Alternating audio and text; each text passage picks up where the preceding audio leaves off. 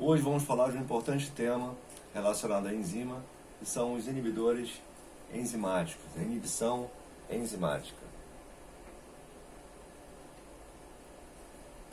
A atividade enzimática pode ser diminuída por várias substâncias. Podem ser tanto constituintes normais, ou podem ser substâncias estranhas às células, os xenobióticos, provocando alterações significativas no organismo. Os inibidores normalmente encontrados nas células constituem um mecanismo importante do controle da atividade enzimática, da regulação da atividade enzimática. Já o uso in vitro de inibidores tem trazido um grande conhecimento sobre a estrutura das enzimas, a organização do centro ativo e os mecanismos de catálise. Em termos de aplicações dos inibidores, na área da farmacologia, eles têm sido muito importantes em alguns medicamentos, tanto para, por exemplo, devido à grande especificidade, uma inibição específica de certas enzimas. Como exemplo, veremos a redução da síntese do colesterol pelas estatinas, e também é muito usado no tratamento do câncer, os quimioterápicos. As propriedades tóxicas de muitos inibidores possibilitam também o seu emprego no combate contra insetos, como os inseticidas organofosforados e os carbamatos.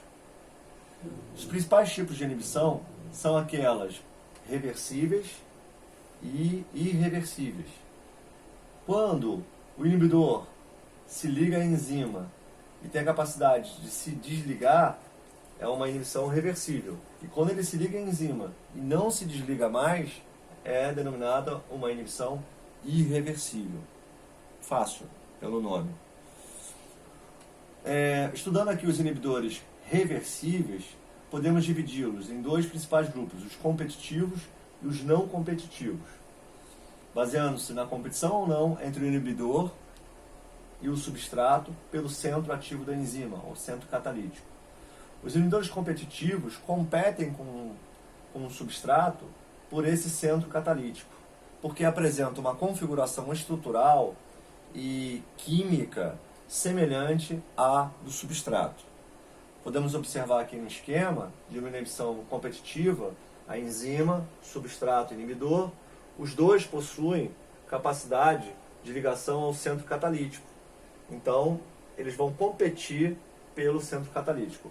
Claro que é possível reverter a inibição na medida que eu aumentar a concentração de substrato, eu consigo deslocar o inibidor, ou a competição entre eles, tendo muito mais substrato do que inibidor, eu consigo então reverter esse processo de inibição. Um exemplo clássico seria o malonato e o succinato. O succinato é o substrato da enzima succinato desidrogenase, que está no ciclo de Krebs, que transforma succinato em fumarato. O malonato não é o substrato da enzima, porém a estrutura dele é muito semelhante. Duas carboxilas na extremidade, a diferença é que tem um CH2 a menos na estrutura. Porém, ele consegue se ligar ao sítio ativo, ou centro catalítico da succinato desidrogenase. Então ele consegue, não acontece a reação, ele é o inibidor.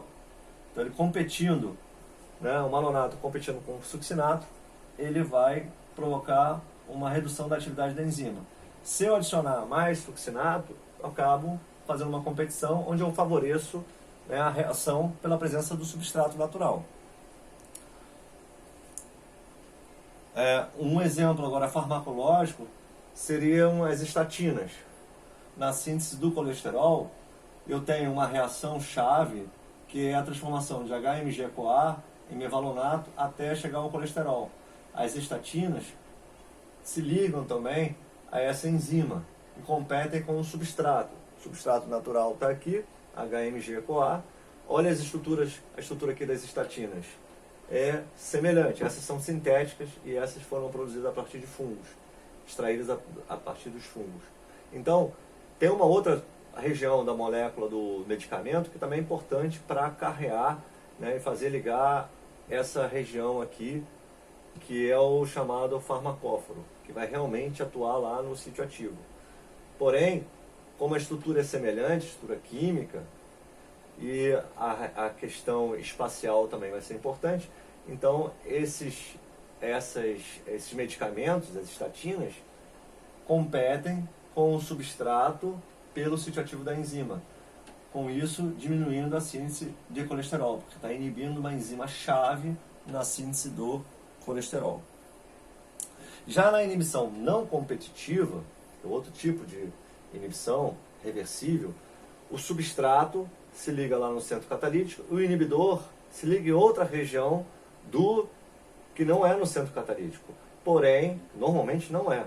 Porém, provoca uma mudança conformacional. Então, exemplos de inibidores não competitivos, né, vendo melhor,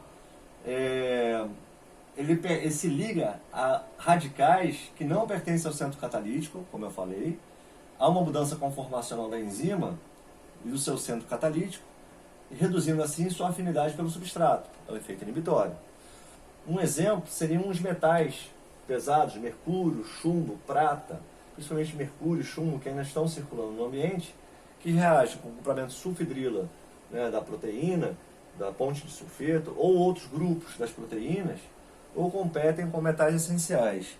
Nesse esquema, podemos perceber, né, o mercúrio se ligando a uma ponte de sulfeto aqui de uma proteína, por exemplo, esquema aqui, e o chumbo, né, competindo com cálcio, por exemplo, cálcio 2+, que é importante aqui para a conformação dessa proteína. Um exemplo. Tá? Então, eles vão alterar a conformação, vamos dizer, quebrando essa ponte de sulfeto, por exemplo, eles afastam essas fitas aqui, né, essas cadeias peptídicas, mudam a conformação, e vamos dizer que o sítio ativo da enzima seja aqui, e com essa abertura, e com essa alteração estrutural, provoca uma alteração da atividade dessa enzima, por exemplo. Mas ele não está ligando propriamente no sítio ativo. Vamos supor que aqui seja o sítio ativo da enzima, o centro catalítico, e aqui o mercúrio está se ligando nessa região e o chumbo se ligando nessa região, mas alterando a forma dessa enzima. Bom, já na inibição irreversível, o inibidor se liga no centro catalítico de forma irreversível e não deixa ligar o substrato. Forma um complexo estável, uma ligação covalente. Um exemplo clássico seriam a inibição por organofosforados. Bom, vendo um pouquinho da parte fisiológica, existe nas fendas sinápticas, na região neuromuscular, entre neurônios e o músculo, existe uma região onde ocorre a sinapse. Quem provoca essa transmissão do impulso elétrico para o músculo contrair, normalmente é a acetilcolina, que se liga aqui, que faz a ligação lá na musculatura, provocando então a contração muscular. A questão é que existe uma enzima chamada acetilcolinesterase que quebra essa acetilcolina para não deixar esse estímulo acontecer a todo momento e mantendo o músculo contraído. Ele precisa relaxar. Então a acetilcolinesterase é importante para esse relaxamento.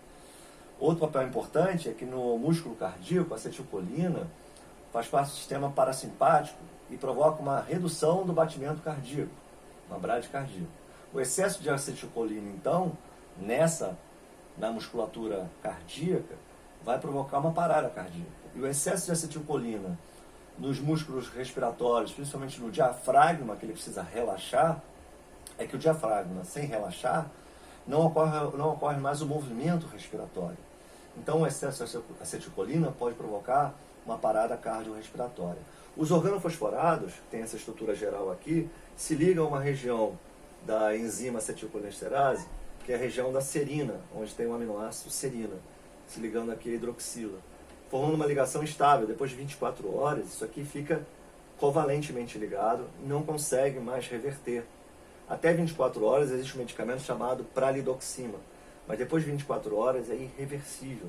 Ele foi usado como agente nervoso, o sarin, o mais famoso, na guerra, Segunda Guerra. Tá?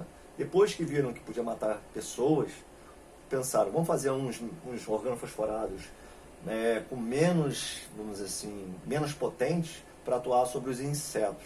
Mas mesmo assim ainda são muito perigosos para os seres humanos e causam mortes de muitos seres humanos ainda, o uso, e foram proibidos até na lavoura por conta da sua extrema toxicidade. Os carbamatos, que fazem reações mais reversíveis, né, com a enzima são preferencialmente utilizados. Então, a enzima é importante para quebrar essa acetilcolina. O organofosforado, inibindo a enzima, não consegue quebrar o neurotransmissor e ele fica lá na fenda sináptica atuando direto. Então, o que acontece é que um animal intoxicado por um organofosforado, por exemplo, o pessoal usa de forma errada para matar ratos. Os cumarínicos, que deveriam ser usados para matar ratos, usam organofosforados e colocam lá em alimentos, né, para atrair os ratos. E às vezes acontece acidentes de crianças pegarem esse alimento, crianças bem pequenas, e comerem. E, infelizmente, existem vários acidentes né, fatais com parada cardiorrespiratória provocada por esses organofosforados. Okay? Então tem que tomar muito cuidado com isso. E é uma inibição irreversível, por isso que é muito perigoso.